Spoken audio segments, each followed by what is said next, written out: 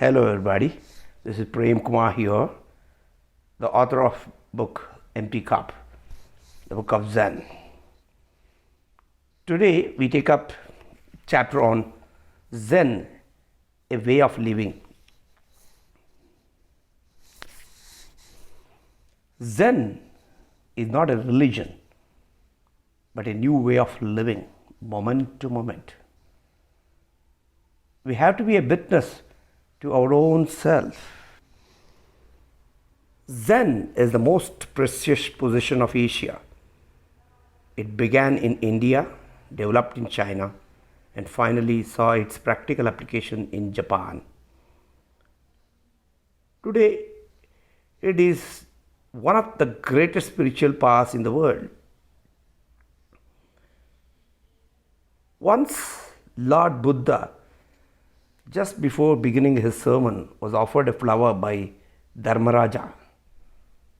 Master Buddha, holding the flower in his hand and looking at the flower in silence, and smiled. Seeing the smile on the Buddha's face, Mahakashyapa, one of the disciples sitting among the audience, also smiled. This was the beginning of Zen, the first transmission of enlightenment from an enlightened master to a disciple without words. Buddha handed over that flower to Mahakashyapa and left the place saying, "I have already given the sermon." The only person in the audience who understood my sermon is Mahakashyapa. Lord Buddha is asking us to look at the flower in his hand. Yet we never care to look at anything with a clear mind. Truly speaking, the spirit of Zen is beyond words and scriptures. Therefore, it has nothing to do with any particular religion. Dhyan to Chan to Zen. Bodhidharma, the first Zen master, was a son of a Raja of Kanchipuram in South India. He took Zen to China in 6th century AD, and it was carried out further to Japan in the 12th century.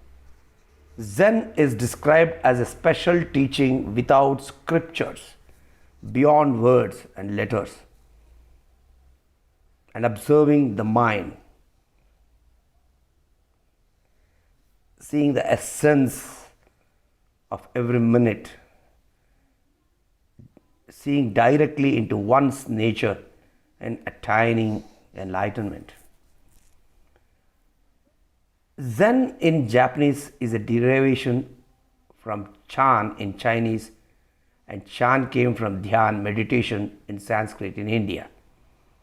Really speaking, Zen is not a sect, but an experience, a state of being in which one is able to live through when placed in a responsive relationship with the universe.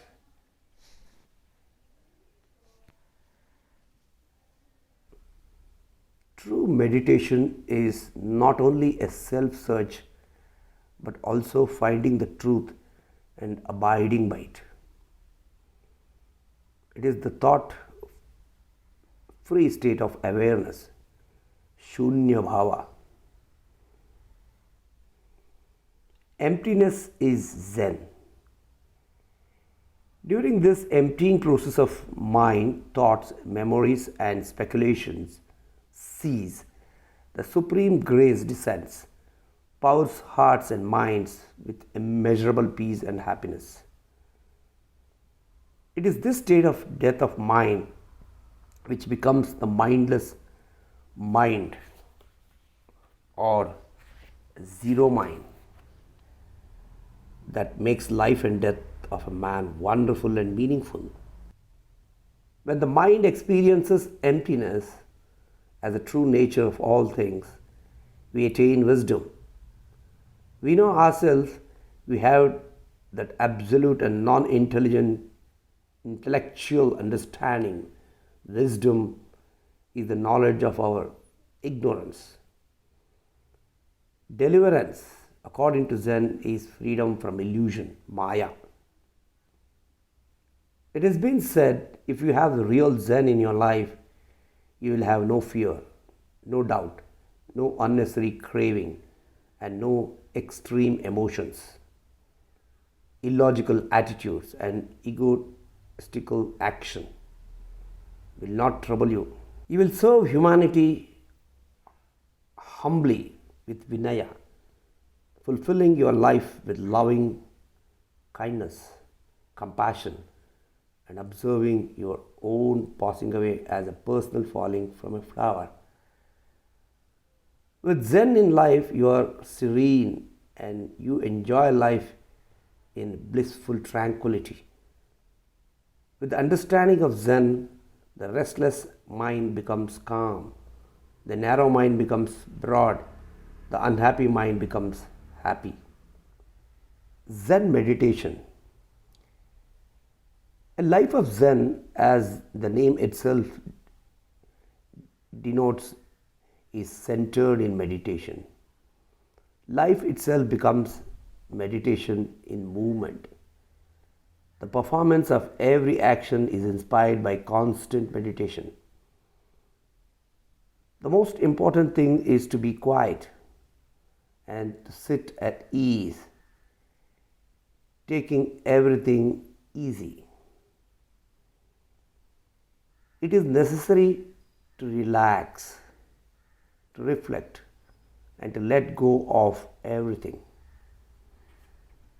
In this manner of sitting relaxed both within and without, in a contemplative mood, our mind and world around us become peaceful and tranquil. An instant harmony is experienced by us. What Zen does is to break down our usual pattern of thinking and make us to arrive at complete cessation of thoughts, emptiness of mind, otherwise known as the void or the Buddha mind. In pure observation, there occurs a gentle reflection and profound feeling of everything, which we see both within and without, various thoughts coming in and going out. Life and its recurring problems, including heartbreaking brutalities, go on everywhere in the society as a sad plight of the world and humanity.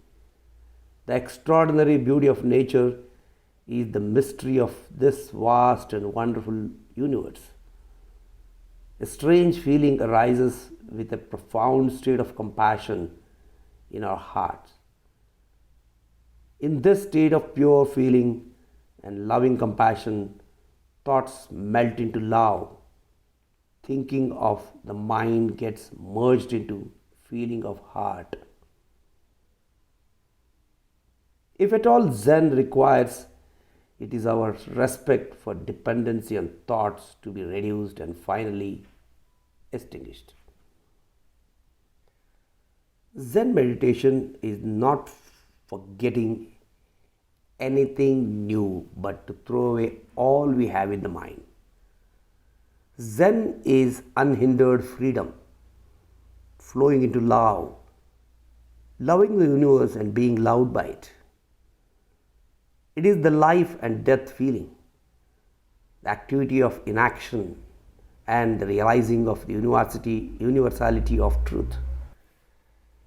Instead of choosing this and rejecting that, loving this and hating another, we should remain quiet and live in simplicity in that undifferentiated state. Zen constantly emphasizes on emptiness, which is the true universal nature of all things that Buddha preached so eloquently. A Zen master says, remove selfishness, then the world will be properly governed. Remove your cleverness and knowledge, then the world will be benefit manyfold. We should not trouble our minds with various affairs that takes place around us all the time. They are only news and views. It is quite easy to get involved and entangled with them. We should learn to remain unmoved in mind, no matter what goes on around us. Zen, a paradox. When asked why so much emphasis on the negative, a Zen master says, without zero there is no mathematics. Without black there is no white. Without emptiness there is no fullness. Without darkness there is no light. Without woman there is no man. Unless the universe is empty, nothing can move in it. Unless the pipe is empty, no water will flow through it, and so on. Speaking about detachment, another Zen master says, be detached, and be ever detached. Even when you think that further detachment is not possible, be still more detached, and the detachment remains even more. Zen is more philosophical than and psychological. Above all, what makes Zen is so unique and distinguishing is its directness and simplicity. Zen would say, be as simple as a child and look at the world through a baby's mind. Zen master, by their own life and behavior, teach the disciple to be simple, natural, and direct instead of their disciplines drifting away from truth. Zen, the noble silence. In Zen, the spoken words are nothing but a sound in the air. The written and printed words are only for some scratches on paper, and thoughts are only noise created in the mind. One Zen master says, the sun and the moon carry out their function without wasting time on thoughts, argument, debate, and discussions. Why don't we learn this lesson from them? What Zen values most are Buddha's noble silence and his serene smile.